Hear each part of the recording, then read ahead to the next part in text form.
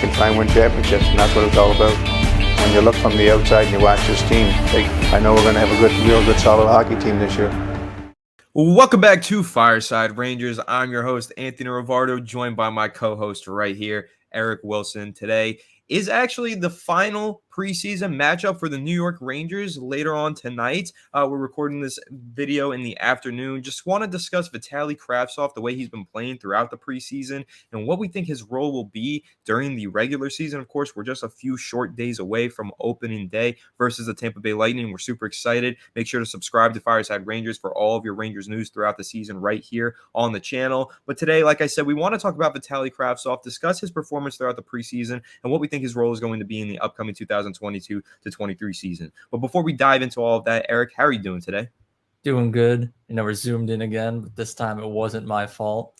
so that's always nice. But yeah, no, I'm just excited for the regular season. It's right around the corner, even though the regular season started apparently for two teams in Europe. Didn't know about it because the NHL doesn't know how to market their games. But that's besides the point. Let's just talk about Kravtsov. Yeah, I mean, it is kind of wild, though, just how, you've got the NFL playing games in Europe right now, and then you have the NHL playing games in Europe right now. The NFL makes a huge marketing deal about that, and the NHL is just like, preseason's still going on, guys. Well, the Europe games get one Instagram post, and everyone will just remember that it's happening.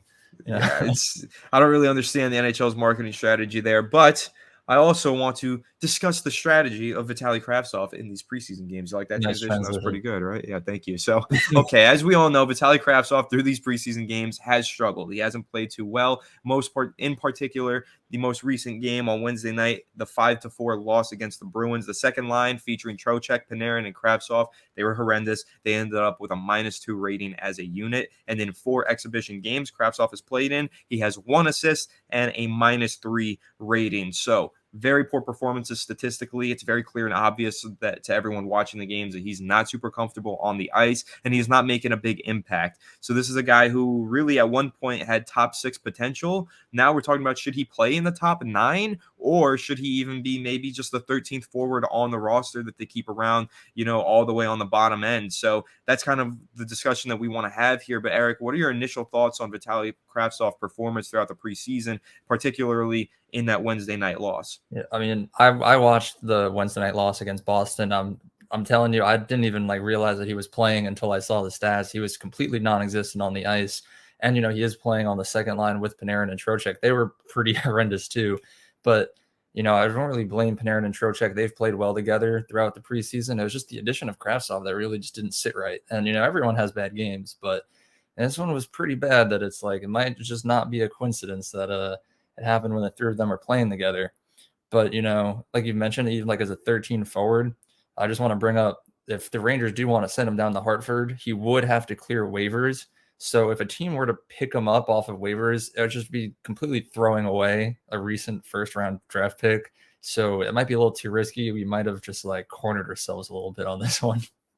Yeah, unfortunately, I think they're going to be forced to keep him around unless they maybe want to go ahead, try to trade him or something. But again, he's not playing well. I can't imagine his value is that high. And I do think that putting him onto the waivers is a bit risky. But kind of speaking to what you just said in terms of that performance wasn't too good. But Gerard Gallant actually agreed with that sentiment, but then also tied it into the rest of the team as well. Here's the quote from Gerard Gallant, quote, "Last game wasn't great, but a lot of guys' last game wasn't great. He's still got to battle. He's still got to make the team. Nothing's really changed. He's done okay in some games. In the last game, not many guys played well," end quote.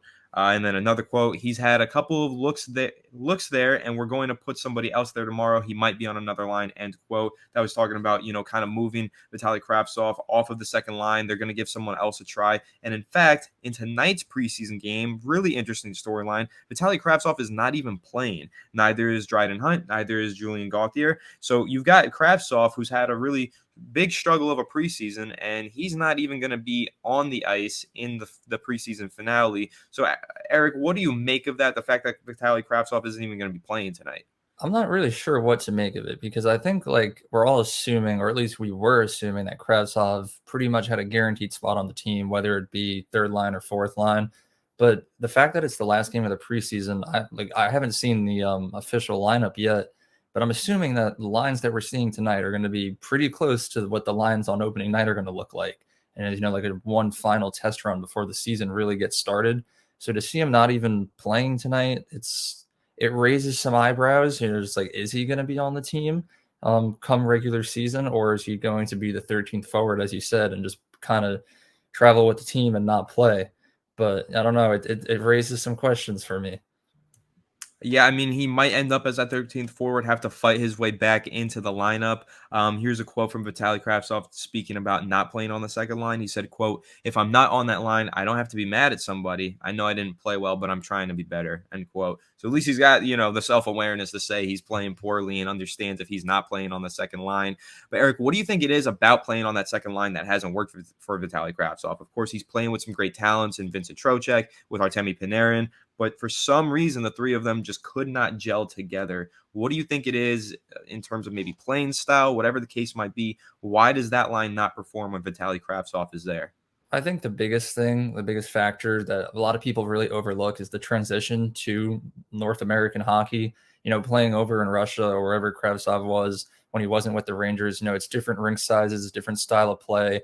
And then you come over to the NHL, it's a smaller rink, more fast paced, and you're playing with a player like Panarin and Trocheck, who are more of the quicker players. They like to make like long stretch passes across the ice that a lot of other players aren't able to do. And I think it's just going to take a little while to get used to that style of play for Kravtsov. It's like what we saw with Kaapo Kakko when he first came over from Finland. He had no idea what he was doing on this North American rink, and it took him a little while to adjust, and he is still adjusting like 3 years later. So, we thought maybe Panarin and Kravtsov would have some good chemistry because they're both Russian, and they have similar playing styles. But I think it's just he needs more time to adjust, basically, is what I'm trying to say. Yeah, and one thing that I'll say, though, Artemi Panarin is trying to take on that mentorship role with Vitali Kravtsov, obviously having that connection through nationality. One thing, though, this is an interesting quote from Vitali Kravtsov. Panarin's been trying to maybe, you know what I'll say, Eric? Maybe we're part of the problem. And maybe this speaks to a confidence problem with Vitali Kravtsov, but here's the quote. Quote, "Panarin asked me to delete all my social media. He always tells me that." End quote. So maybe Vitali Kravtsov is spending a little too much time on YouTube, seeing some criticisms from the likes of Fireside Rangers and the rest of us. Maybe he's on Instagram, Twitter, whatever the case might be. Clearly, there's some outside chatter that's funneling its way into Madison Square Garden and falling its way into Vitali Kravtsov's ear. Panarin trying to guide him, mentor him, tell him to get the hell off of social media. Definitely an interesting quote there. But I wonder, Eric, and I wonder what your thoughts on this. Does that quote kind of say something about Vitali Kravtsov's confidence level? And do you think maybe his confidence is a little shook right now? I mean, yeah, definitely. We've mentioned it before this offseason that Vitali Kravtsov is one of the players who has like some of the most to prove. He was with the Rangers for a little bit and then he left, and then now he's coming back. There was like a little bit of a problem last time he was with us. So it's like, yeah, his confidence should be a little shaken right now. There's a lot of fans who are eager to watch him like redeem himself right now. He feels like he needs to redeem himself. So it's a lot of pressure on his shoulders right now. So just like that, combined with social media posts, combined with like transitioning to North American rinks, like I said earlier, it's like, yeah, I'm sure, like, of course he's going to be a little shaky, and you can't really blame him for that. Yeah, and I think even Vitali Kravtsov himself has kind of acknowledged that. He hasn't flat out said, like, my confidence is shook, but he has this quote that I'm about to read as well. Quote, "When your head is clear, you're going to be much better on the ice. I'm trying to be better with that. I had 3 years when I didn't show that. This time, I'm trying to prepare for the next step and never give up on anything. I focus on waking up and working hard. That's all I can do in this situation." End quote. So kind of recognizing there, Vitali Kravtsov is that he has had troubles with his confidence in the past and with having a clear head focused on hockey, and he's trying to work on that right now. However, could it be a case where he's trying really hard and it's just not working? Maybe the outside chatter is too much. I'm not completely sure. I do think it's something interesting to take note of, though, that there is, a mentor role from Artemi Panarin telling him delete your social media, try and block these guys out. But maybe it's just a little bit easier said than done for Vitali Kravtsov. But Eric, I just want to know what your thoughts are for Vitali Kravtsov entering the season. Like I said, the season opener Tuesday night. We're super excited for that. But we're kind of predicting here he's likely to start out as the 13th forward in the lines and really just not play. But do you think throughout the season there is an opportunity for him to move his way up in the lines? And do you even think that a top 9 or even a top 6 role is in the cards for Vitali Kravtsov? Yeah, I mean, I wouldn't count anything out. I also wouldn't even go as far to say that it's like most likely that he'll be a 13th forward. Honestly, I could see him starting the season on the 4th line, playing along with probably Carpenter and Reeves at this point, I think. But I think as the season gets started and he adjusts more and he gets used to it, his confidence will go back up. He'll fit right in and he'll start to improve his play a little bit, once like everything is in full motion. But until then, I would say just did you hear my phone ring? Yeah, we heard the ding. We all heard the ding.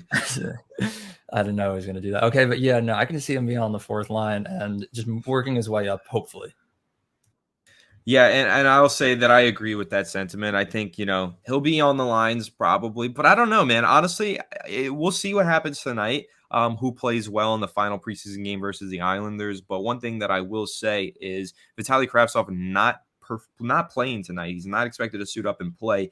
That's kind of interesting, and that does tell me that maybe the future is a bit murky for Kravtsov, and maybe he might just be the 13th forward, or maybe he gets placed onto the waiver wire, which I hope not. I think we're both in agreement there that we don't want to see him placed onto the waivers. We think that might be a challenge for the Rangers to actually get his talents back by the end of the waiver period. So I think that'll be interesting to see where he starts off the season. But right now, I will say, I think his future is in question with the Rangers, considering the fact that he's not suiting up in the final preseason game. But I'm hoping that he does get an opportunity to play in somewhere in the top 12 at this point, and maybe work his way up into the top 9 to 6 later on in the season. But right now, I'd say if I had to bet on it, just because he's not playing tonight, I'm going to predict that he's starting out as the 13th forward, or he's just playing on that fourth line.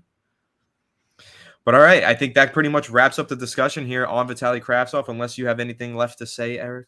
Just wanted to point out, the text that just so rudely interrupted our podcast was my cousin offering me a free ticket to tonight's game. So, hell yeah, brother. Well, that's a perfect way to end the episode. That's pretty exciting. Eric, have fun at the game versus the Islanders tonight. That's going to be sweet. But of course, that pretty much wraps up this episode. Please let us know down below in the comment section what your thoughts are on Vitali Kravtsov. Should he be playing in the top 9? Should he even be on the team? Let us know down below. Make sure to like the video if you enjoyed, and subscribe to Fireside Rangers for all your New York Rangers content throughout the 2022-23 season, and ring the bell so you don't miss an episode. We'll catch you all on the next one. Have a good one, and let's go Rangers. Let's go Rangers. He shoots.